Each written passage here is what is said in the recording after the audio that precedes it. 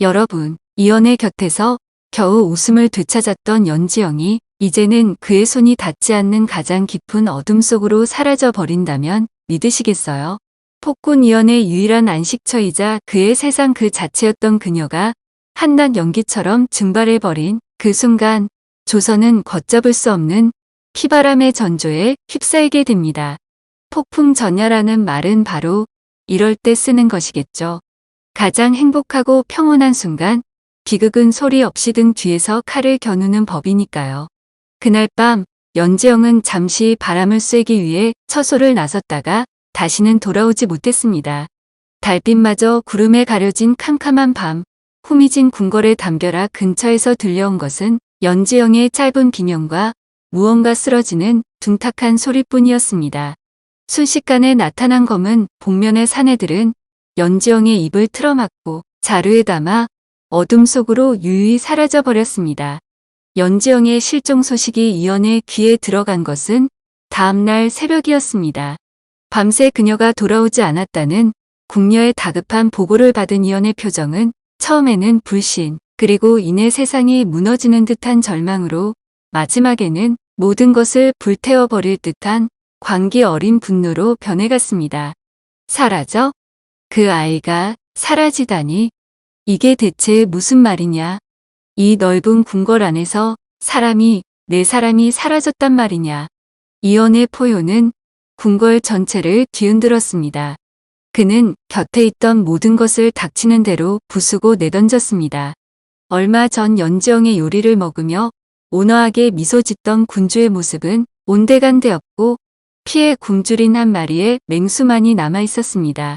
그의 분노는 단순히 연인이 사라졌다는 슬픔 때문만이 아니었습니다. 그것은 자신의 무력함에 대한 치욕과 또다시 소중한 것을 잃었다는 끔찍한 트라우마의 발현이었습니다.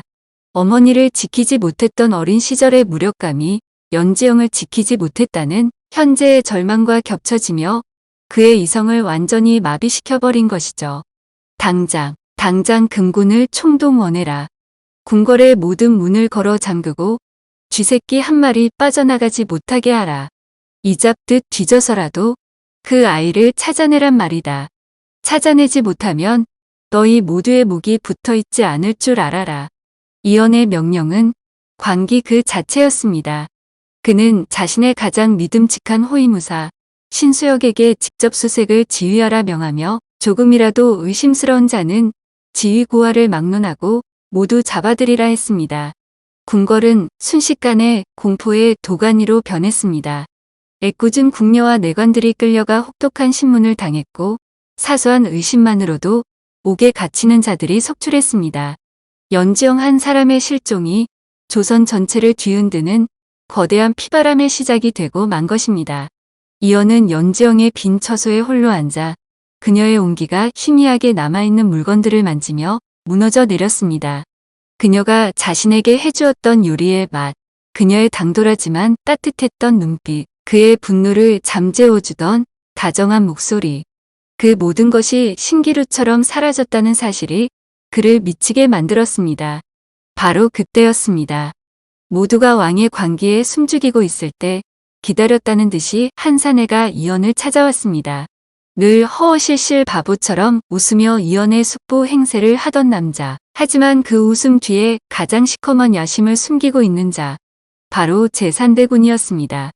제산대군은 이연의 처참한 몰골을 보고는 마치 정말로 가슴이 아프다는 듯한 표정을 지으며 다가왔습니다. 그의 손에는 자그마한 비단 상자가 하나 들려 있었죠. 주상, 상심이 크시겠습니다. 그 귀한 아이가 하루아침에 사라졌으니 이 숙부의 마음도 찢어질 듯 아픕니다. 제산대군의 위로에 이성을 잃은 이연은 버럭 소리를 질렀습니다. 지금 나를 위로하러 온 것이요. 당장 그 아이를 찾을 방도를 찾지 못할 망정. 하지만 제산대군은 이연의 분노에도 전혀 동요하지 않았습니다. 오히려 그는 기다렸다는 듯 조심스럽게 비단 상자를 열었습니다. 주상, 지금 주상을 뒤흔들고 있는 자들이 누구인 것 같습니까? 그저 우연히 일어난 일이라 생각하십니까? 제산대군의 나직한 물음과 함께 상자 안의 물건이 모습을 드러냈습니다. 그것은 빛이 바래고 낡아빠진 여인의 붉은색 저고리였습니다. 그런데 그 저고리의 가슴팍 부분에는 오랜 시간이 흘렀음에도 불구하고 여전히 선명하게 남아있는 검붉은 피 자국이 있었습니다. 그 피 묻은 저고리를 본 순간 이연의 눈동자가 지진이라도 난 것처럼 격렬하게 흔들리기 시작했습니다. 그의 숨이 거칠어졌고 온몸이 사시나무처럼 떨렸습니다. 그는 그 저고리를 알아보았습니다. 잊으려야 잊을 수 없는 꿈에서도 그를 괴롭혔던 바로 그 옷. 그것은 바로 그의 어머니 패비연 씨가 사약을 받던 날 입고 있었던 피 묻은 적삼이었습니다. 뭐니? 이연의 입에서 신음과도 같은 소리가 터져나왔습니다. 어떻게 이것이 여기에? 왜 지금 이것이 내 눈앞에? 혼란에 빠진 이연의 귓가에 제3대군의 목소리가 악마의 속삭임처럼 파고들었습니다. 주상, 이것은 경고입니다. 주상의 어미를 그렇게 만든 자들이 이제는 주상의 여인까지 똑같은 방식으로 헤아려 하고 있습니다.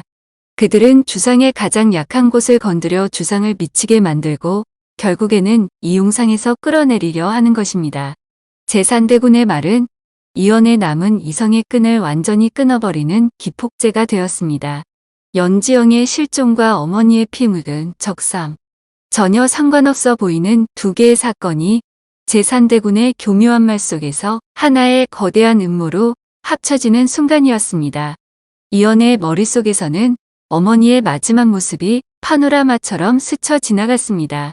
살려달라 애원하던 어머니의 목소리, 차갑게 식어가던 어머니의 손, 그리고 그 모든 것을 무력하게 지켜봐야만 했던 어린 자신. 그 끔찍한 기억 위로 연지영의 미소가 겹쳐졌습니다. 안 된다. 이번만큼은 절대로 빼앗길 수 없다. 이연은 인간이 낼 수 있는 소리라고는 믿기지 않는 짐승의 울부짖음과도 같은 비명을 토해냈습니다. 그의 눈은 완전히 핏발이 서 있었고 이성은 완전히 증발해버렸습니다. 어머니의 복수를 위해 시작했던 그의 폭주는 이제 연지영을 되찾고 자신을 위협하는 모든 것들을 파괴하기 위한 관기로 변질되었습니다. 모든 것이 그의 계획대로 흘러가고 있었습니다. 연지영을 납치한 것도 패비연 씨의 적삼을 가져온 것도 모두 이연을 완벽한 폭군으로 만들어 반정의 명분을 쌓기 위한 제3대군의 치밀한 계략이었던 것입니다. 그렇다면 연지영은 지금 어디에 있는 걸까요? 제3대군의 손에 붙잡혀 차가운 창고 같은 곳에 갇혀 있을 겁니다. 그녀는 필사적으로 탈출을 시도하겠지만 상황은 녹록지 않겠죠. 하지만 연지영은 결코 좌절하고만 있을 인물이 아닙니다. 그녀는 분명 자신을 납치한 자들의 대화를 엿듣거나 주변의 단서들을 통해 이 모든 사건의 배후가 제3대군이며 그가 이연을 파멸시키려 한다는 사실을 눈치채게 될 겁니다. 이제 그녀의 싸움은 단순히 살아남기 위한 생존 투쟁이 아니라 사랑하는 이연을 지키고 거대한 음모를 막기 위한 싸움으로 변하게 될 것입니다. 한편 궐안에서는 연지영의 든든한 지원군이었던 석일금이 그녀의 행방을 쫓기 시작할 겁니다.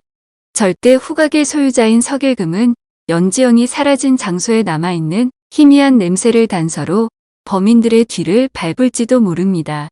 어쩌면 그 과정에서 수락안의 동료들, 처음에는 연지영을 질투했지만 이제는 그녀를 인정하게 된 맥만수나 늘 그녀의 편이었던 엄봉식 같은 인물들이 석일금을 도와 예상치 못한 활약을 펼칠 수도 있습니다. 그리고 또 한 명의 변수가 남아 있습니다. 바로 이연의 마음을 빼앗았던 광대 공길입니다. 그는 무인사화로 소중한 사람을 잃고 복수의 칼날을 갈고 있던 인물이었죠. 그는 강목주의 실체를 이연에게 밀고하며 제3대군 세력에 타격을 입혔습니다.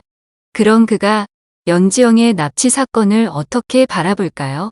어쩌면 공길은 제3대군의 움직임을 예의주시하다가 연지영이 갇힌 장소를 알아내고 모두가 예상치 못한 방식으로 그녀를 돕는 조커가 될지도 모릅니다. 이제 모든 판은 제3대군의 계획대로 짜인 것처럼 보입니다.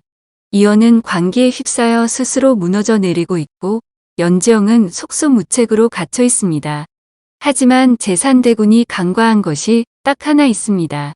바로 요리와 사람의 마음을 통해 불가능을 가능으로 만들어왔던 연지영이라는 존재. 그리고 사랑하는 사람을 지키기 위해 폭군이 아닌 진정한 왕으로 각성할 준비를 하고 있는 이연의 잠재력입니다.